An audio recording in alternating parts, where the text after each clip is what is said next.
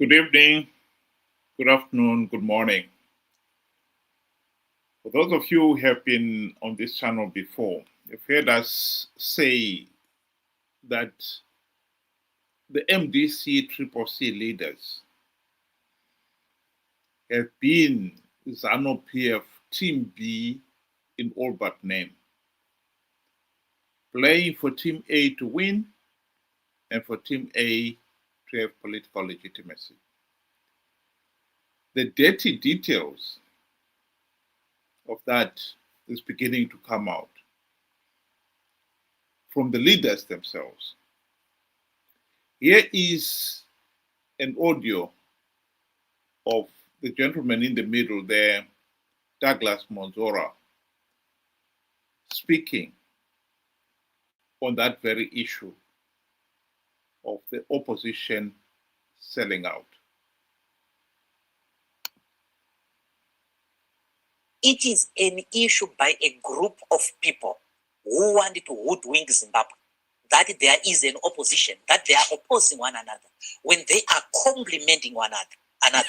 For example, and they want to make it look like they are opposing when they are complementing. For example, it made sense for everyone to withdraw from this election. Had we all withdrawn from this election, it would have put Zanu PF into a serious conundrum. But some people went into the election anyway to sanitize it. It is an issue by a group of people who want to hoodwink Zimbabwe, that there is an opposition, that they are opposing one another when they are complementing one another. For example, it made sense for everyone to withdraw from this election. Had we all withdrawn from this election, it would have put Zanu PF into a serious conundrum. But some people went into the election anyway to sanitize it. That was the real reason, to sanitize the election. And when the election result came out, they never challenged it. They never took it to court, despite advising everyone that they were going to take it to court. And they then went to, in order to placate their supporters, they went on to say that SADC was going to order a rerun, something that was known to anybody who cared to look at the history of SADC to be false. In 2008, for example, where we had even a better case, in 2008, SADC did not nullify President Mugabe's election. It exhorted him to form a government of national unity. In August, we exhorted our brothers to pull out of that election, and they did not. One way of looking at it is that they were sanitizing this election, and they did not challenge it. It has produced the problems to them of their MPs being recalled. They have not made any effort to protect their MPs. And right now, also, I hear that they are unable to protect their symbol. I'll stop it there. Ben, what do you say to that? Good day to everybody. Thank you for joining us. I mean, we've been saying this over and over again. It's quite unfortunate that the people of Zimbabwe have been slow to understanding these truths and facts. CCC, MDC have been tasked by Zanu PF to create a false democracy, to make it appear as if the people of Zimbabwe are being given a legitimate voting right. Meanwhile, it is just a shamble. And they have been happily playing along as long as they are getting the seats at the table and filling up their pockets with what ZANU PF has to offer them for a job well done. And the people of Zimbabwe who are being subjected to a meaningless process and losing at the end of the day, because none of us have gained anything from this transaction, are still slow to catch on. Even with all the evidence that we have presented, that other people have also presented, they're still not willing to see what, what is really happening. it it's so sad, very, very sad. Well, Douglas Monzora may have his beef to settle with his fellow opposition leaders, but he has a point. And the point here is that Chamisa and his Triple C friends went into the 2023 elections promising the people that they'd plugged all the vote rigging loopholes to stop Zanu PF rigging those elections. And yet everybody knew that there was no way he could have plugged those vote rigging loopholes. And it turned out to be exactly that. And when the results started coming out, initially Chamisa insisted that he had won the election and he had all the evidence, the V11 forms.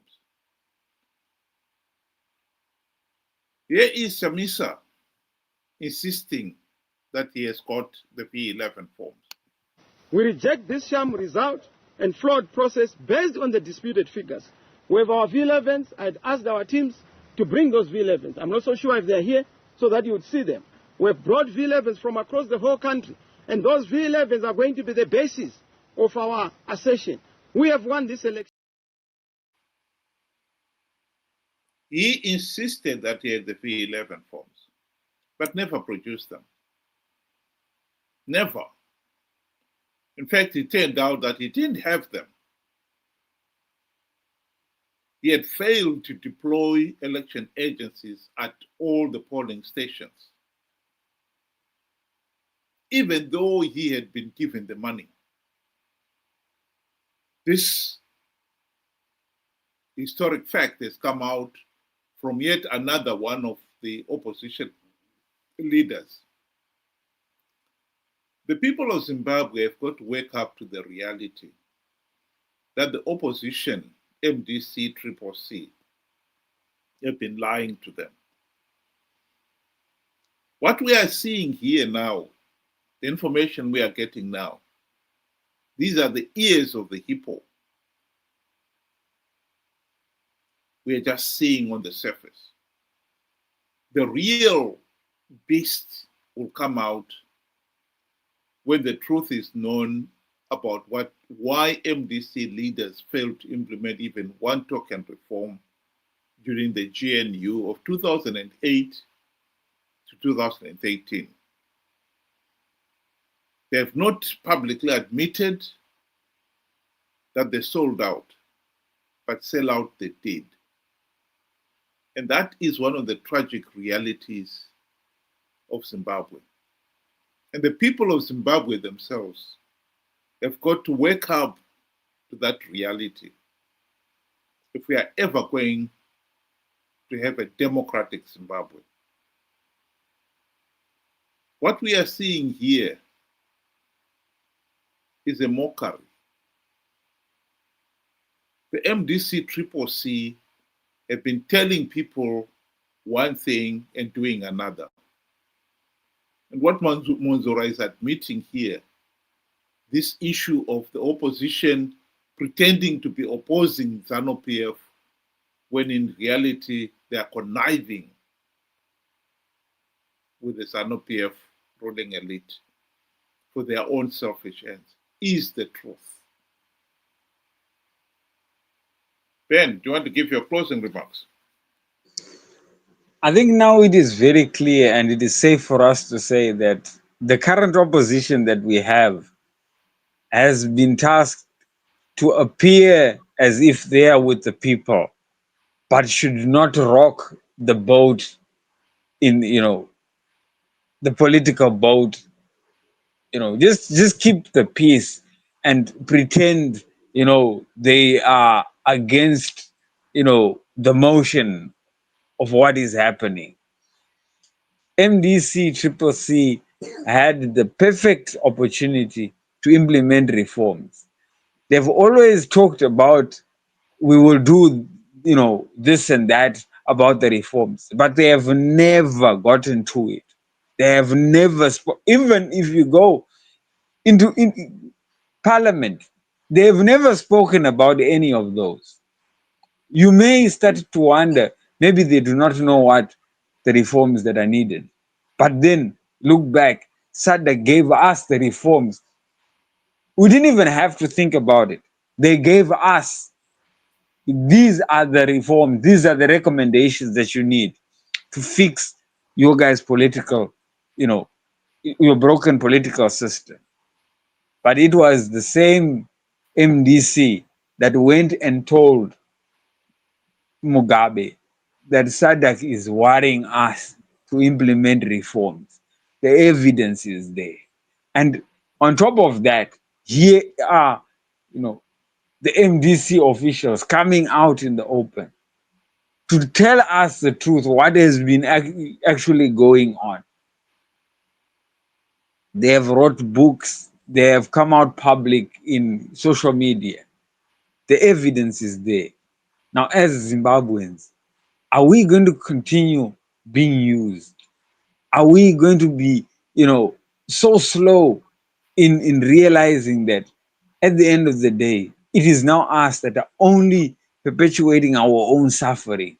We are now causing our suffering by not thinking and not accepting facts as they are.